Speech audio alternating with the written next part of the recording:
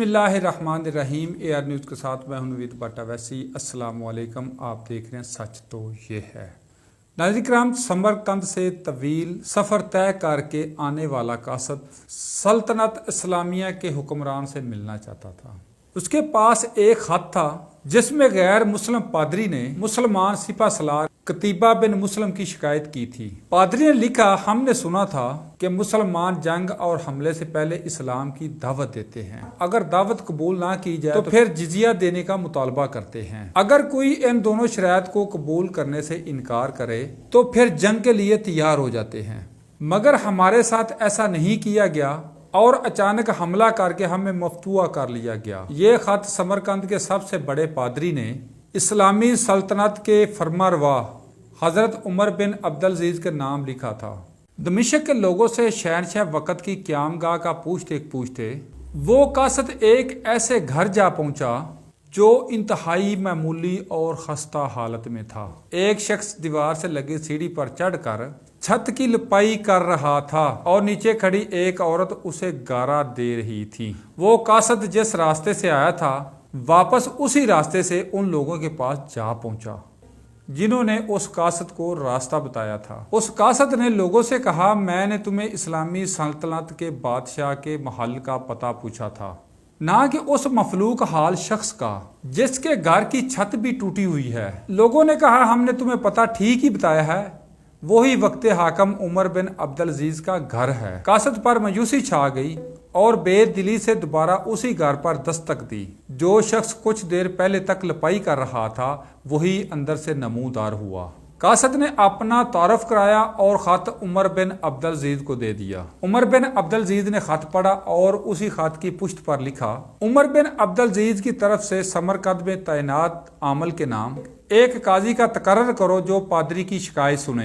मोहर लगाकर खत वापस कासद को दे दिया। समरकंद लौटकर कासद ने खत का जवाब और मुलाकात का अहवाल जब पादरी को सुनाया तो पादरी पर भी मायूसी छा गई। उसने सोचा, क्या ये वो खत है जो मुसलमानों के उस अजीम लश्कर को हमारे शहर से निकालेगा। उन्हें यकीन था ये कागज का टुकड़ा हमें कोई फायदा नहीं पहुंचा सकेगा, मगर कोई और रास्ता भी न था। चनाचे खत लेकर डरते डरते अमीर लश्कर कतीबा बिन मुस्लिम के पास पहुंचे। कतीबा बिन मुस्लिम ने खत पढ़ते ही एक काजी का तयन कर दिया जो इसके खिलाफ समरकंदियों की शिकायत सुन सके। काजी ने पादरी से पूछा, क्या दावा है तुम्हारा? पादरी ने जवाब दिया, कतीबा ने बगैर किसी पेशगी इतला के हम पर हमला कर दिया है। ना तो इसने हमें इस्लाम कबूल करने की दावत दी थी और ना ही हमें किसी सोच विचार का मौका दिया था। क्या कहते हो तुम इस दावे के जवाब में? कतीबा ने कहा, काजी साहब, जंग तो होती ही फरेब और धोखा है। समरकंद एक अजीम मुल्क था। इसके करबो जवार के कमतर मुल्कों ने ना तो हमारी किसी दावत को मानकर इस्लाम कबूल किया और ना ही जिजिया देने पर तैयार हुए थे, बल्कि हमारे मुकाबले में जंग को तरजीह दी थी। समरकंद की जमीनें तो और भी ज्यादा सरसब्जो शदाब और जोर आवर थीं। हमें पूरा यकीन था कि ये लोग भी लड़ने को ही तरजीह देंगे। हमने मौका का फायदा उठाया और समरकंद पर कब्जा कर लिया। काजी ने कतीबा की नजर को नजरअंदाज करते हुए दोबारा पूछा, कतीबा, मेरी बात का जवाब दो। तुमने लोगों को इस्लाम कबूल करने की दावत, जिजिया या फिर जंग करने की इतला दी थी? कतीबा ने कहा, नहीं काजी साहब, मैंने जिस तरह पहले अर्ज कर दिया है कि हमने मौका से फायदा उठाया था। काजी साहब ने कहा कि मैं देख रहा हूं तुम अपनी गलती का इकरार कर रहे हो। अल्लाह ताला ने इस दीन को फतह और अजमत तो दी ही अदलो इंसाफ की वजह से है, ना कि धोखाधड़ी और मौका परस्ती से।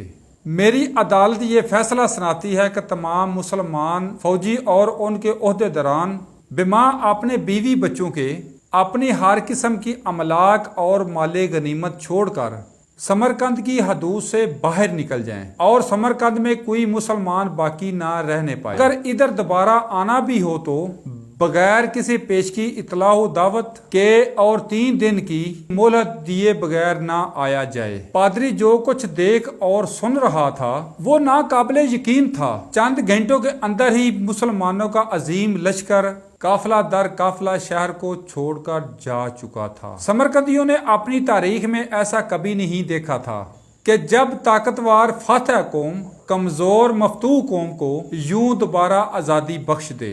ڈلتے سورج کی روشنی میں لوگ ایک دوسرے سے سرگوشیاں کرنے لگے، یہ کیسا مذہب اور کیسا پیروکار ہے، عدل کا یہ معیار کہ اپنوں کے خلاف ہی فیصلہ دے دے اور طاقتور سپہ سالار اس فیصلے پر سر جھکا کر عمل بھی کر دے۔ تاریخ گواہ ہے کہ تھوڑی ہی دیر میں پادری کی قیادت میں تمام شہر کے لوگ گھروں سے نکل کر لشکر کے پیچھے سرحدوں کی طرف دوڑے اور لا الہ الا اللہ محمد رسول اللہ کا اقرار کرتے ہوئے ان کو واپس لے آئے کہ یہ آپ کی سلطنت ہے اور ہم آپ کی رعایا بن کر رہنا اپنے لیے فخر سمجھتے ہیں۔ دین رحمت نے وہاں ایسے نقوش چھوڑے کہ سمرقند ایک عرصہ تک مسلمانوں کا دارالخلافہ بنا رہا۔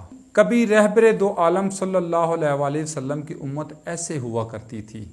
آج غیر مسلم تو دور کی بات، مسلمان کو مسلمان سے امان نہیں۔ وہ کیا گردو تھا کہ جس کا ہے ایک ٹوٹا ہوا تارا۔ ناظرین کرام، آج کے ٹاپک کی طرف آنے سے پہلے ایک بریک، دوبارہ حاضر ہوتے ہیں۔